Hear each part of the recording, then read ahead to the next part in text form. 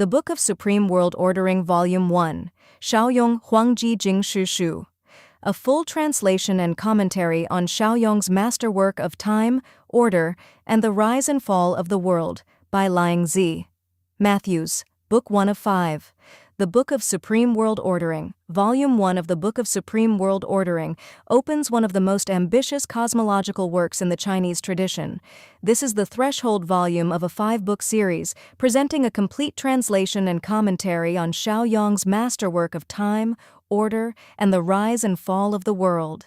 The book begins where Shao Yong himself begins, not with anecdote, not with symbolic ornament, and not with historical drama, but with number. At first, this can seem austere, yet the numerical architecture of the work is not decorative arithmetic, it is the hidden skeleton of manifestation.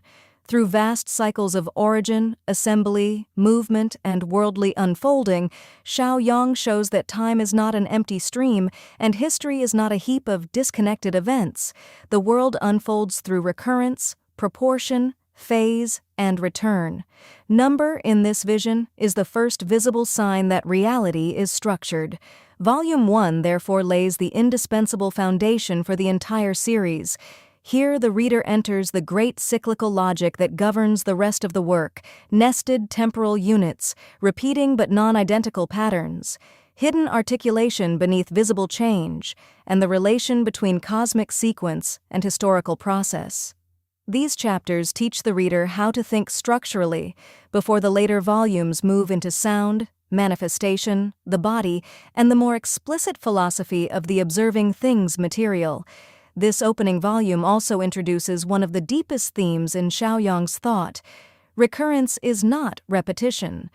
Dynasties rise and fall, stem-branch cycles reopen, visible forms return under altered conditions, and yet the world is not trapped in a dead machine of identical copies. What recurs is law, pattern, and phase logic. What changes is embodiment. This distinction gives the chronicle its force. The rise and decline of houses, the transfer of legitimacy, the hidden beginnings of future orders, and the relation between visible event and deeper structural transition all become intelligible within the larger architecture of cyclical time. The dynastic material in this volume is therefore not mere chronology. It is history read through structure.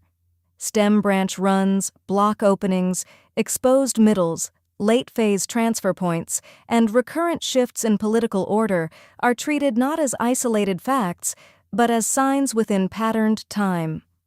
The result is a way of reading history that is neither random nor mechanically fatalistic. It is disciplined, severe, and remarkably coherent. The commentary in this volume is designed to make that architecture visible without shrinking it. Difficult numerical passages are clarified through direct explanation, interpretive interludes, and structural notes that help the reader understand how to read a large cycle, why number comes before narrative, and how the same law appears again under different historical conditions. The aim is not to simplify Shao Yong into modern categories, but to open the work in a way that lets its real scale and force appear. Volume 1 will be especially valuable for readers of the I Ching, image number thought, song cosmology, classical Chinese philosophy, and cyclical theories of history. But it also serves as a serious introduction for readers who want to encounter a different way of thinking about time itself. Instead of treating time as neutral duration, Shao Yong presents it as articulated order. Instead of treating history as mere succession, he reads it as patterned unfolding.